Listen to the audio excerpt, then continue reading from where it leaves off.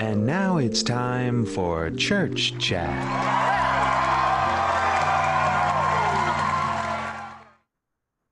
Greetings, friends. It's a great joy to welcome you to another edition of our Church Chat.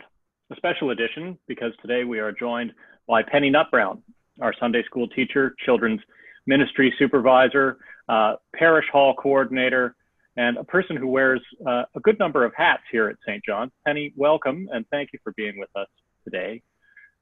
I think I should begin. Yeah, thank you. I think I should begin by saying congratulations. You have recently marked the end of your career as a public school teacher. So congratulations from all of us at St. John's on your retirement. It's a really wonderful milestone to celebrate. Yes, it's kind of an odd way, not how I envisioned it was going to be when I got to this point, but it's okay. It's fine. And just have to finish up my report cards and clean my room and touch base with the kids. And then, yeah, 35 years. So it's been a while. This is a time when a lot of us are having to be nimble, leaving our comfort zones to try new things and find new ways of delivering those age-old things that we've been involved in for some time, whether that's worship or teaching school. Your job actually converges in those two areas, ministry and instruction. You've been doing a wonderful job with the Zoom Sunday school, and I know that both the young and the young at heart have been joining you for that. I wonder if you want to talk a little bit about that experience.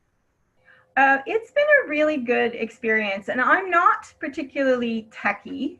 My teaching partner at school in kindergarten is 28, and she's very techie. So we've compartmentalized what we do at school. So this was something quite new for me to actually try to do something online like this.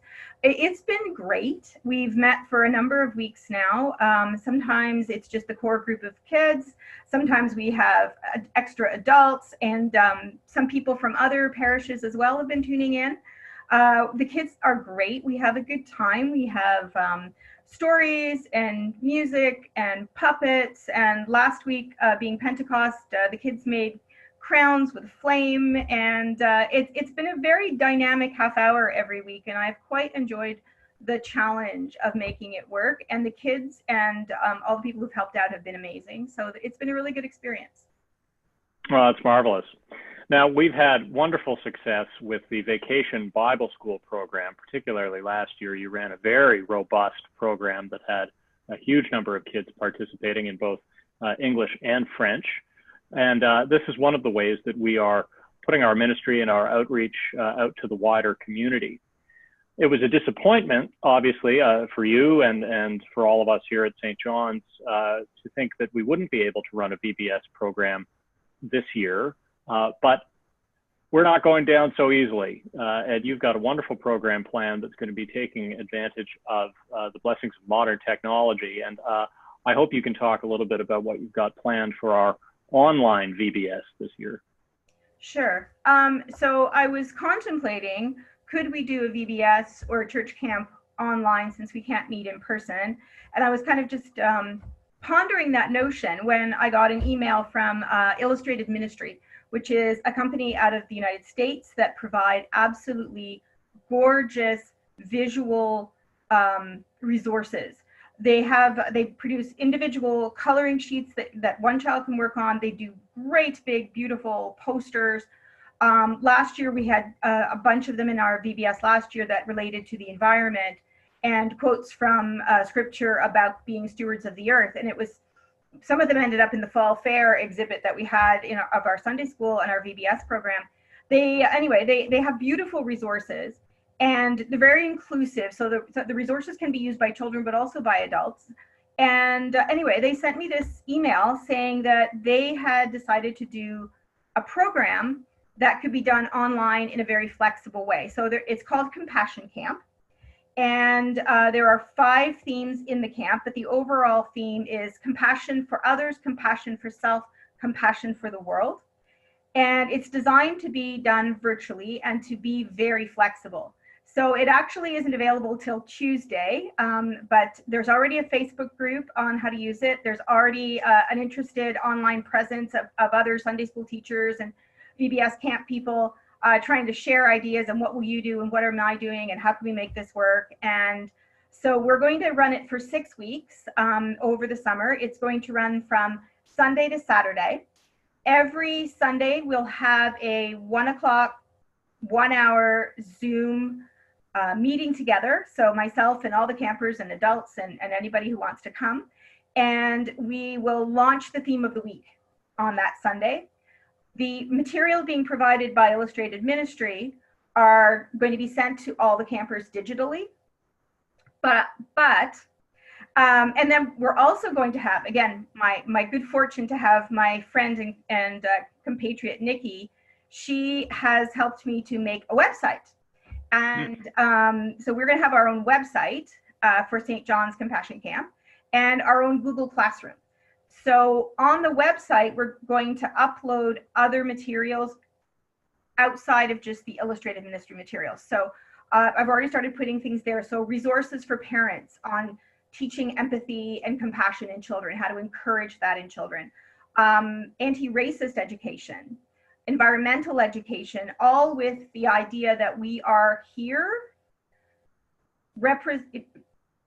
to make the world a better place, to bring the kingdom of God closer to our world. And then we've also, the Google Classroom will provide a forum where the kids can upload pictures and share ideas. And so it's going to be multifaceted, and families can participate in however much they want to. So if all they feel they have time for is to download the coloring sheets from that I send them, that's fine. If they want to check out, the Sunday but not do anything else, that's fine too. If the parents want to go into all those extra resources, print some other stuff for kids, if the kids want to make other things, there's an opportunity for ministry. There's an opportunity to create a collective work of art, even though we're all separate, and about pulling it all back together again. So it's very flexible. That's one thing I've learned out of the last 3 months of teaching online, that what Nikki and I found was the best thing to do was to just provide lots of resources, and then families could pick and choose that which fits best for them.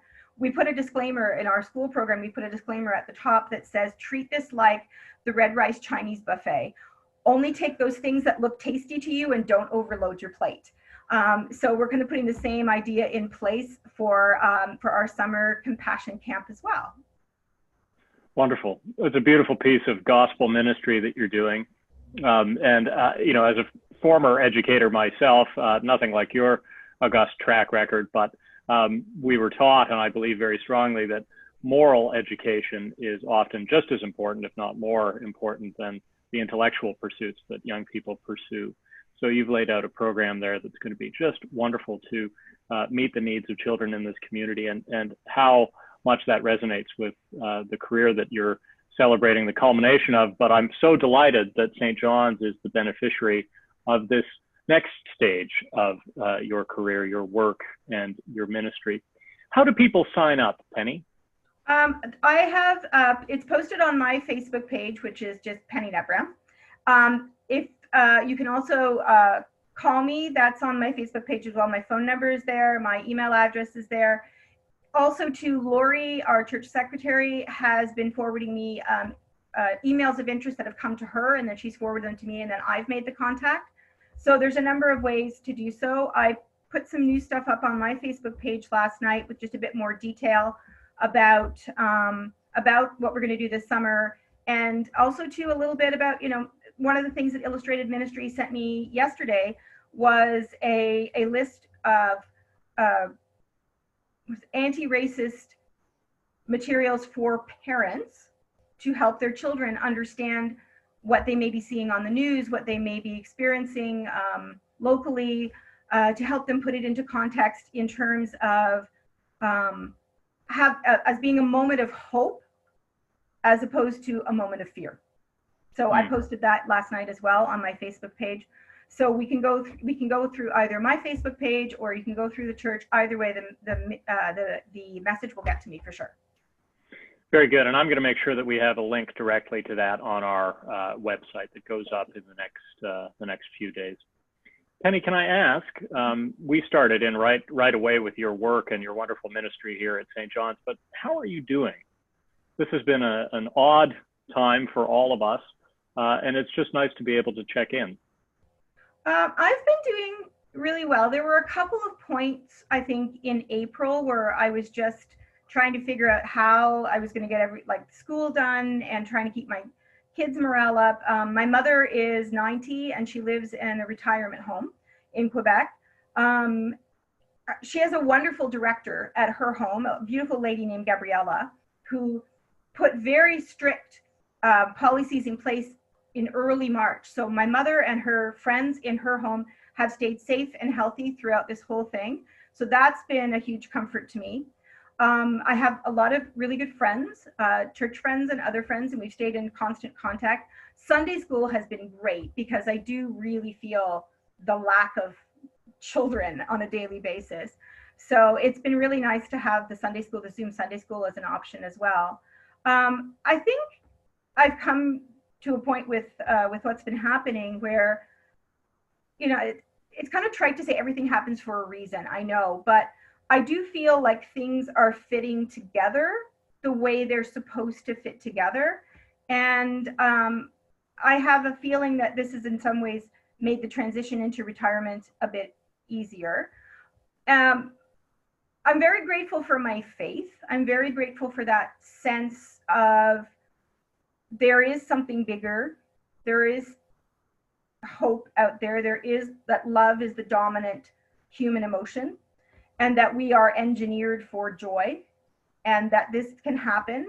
And yeah, I've been very grateful for my church family and for my EFM family and for this lovely community. I've felt very supported, and I'm really grateful for the opportunities that I've had to learn new things and to jump out of my comfort zone and take on new projects. So it's all okay. And I have a kitty and a bunny at home, and they're quite delightful, and they're better than cable most days for amusement purposes. So it's all been good.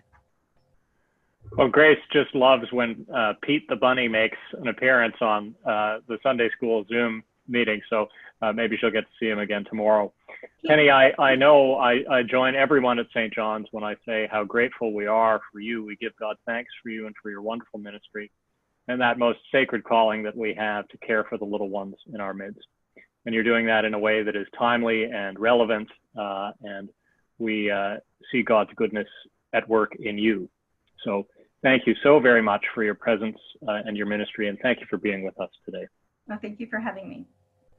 Well, my friends, we're going to sign off for this edition of Church Chat. God bless you all, and we'll see you again in this space very soon.